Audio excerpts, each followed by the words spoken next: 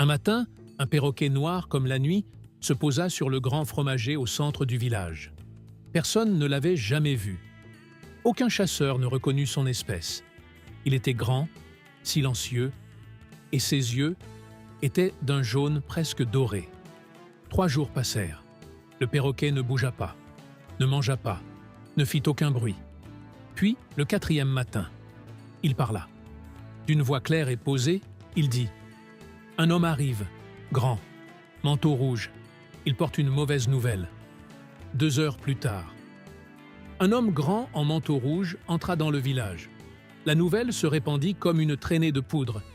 Des villages voisins, des gens venaient pour observer. Et le perroquet ne les décevait jamais. Il annonçait chaque visiteur avec une précision stupéfiante.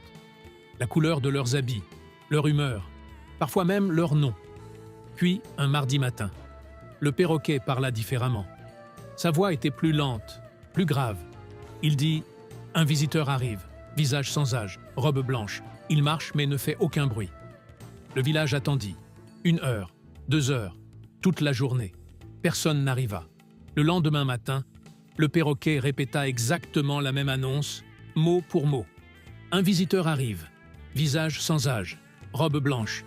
Il marche mais ne fait aucun bruit. » Et le surlendemain, et le jour d'après, 7 jours de suite, la même phrase, le même ton grave, et toujours personne. Au 7e jour, le féticheur fut enfin consulté. Il écouta l'annonce du perroquet, ferma les yeux longuement, puis dit d'une voix blanche « Ce visiteur n'arrive pas de loin, il est déjà parmi vous.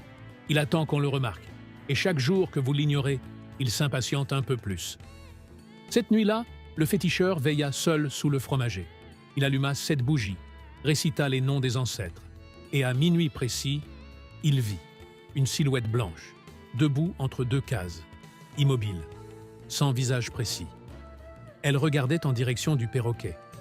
Et le perroquet se tut pour la première fois. Le féticheur s'approcha. La silhouette ne bougea pas. Il lui parla dans la langue des ancêtres. Et la silhouette répondit dans la même langue. Elle dit « Je venais chercher quelqu'un, mais il n'est pas prêt. Dis-lui de régler ce qu'il a laissé en suspens. Je reviendrai, quand il sera prêt. » Le féticheur passa le reste de la nuit à chercher de qui il s'agissait. Au matin, il convoqua un vieil homme du village.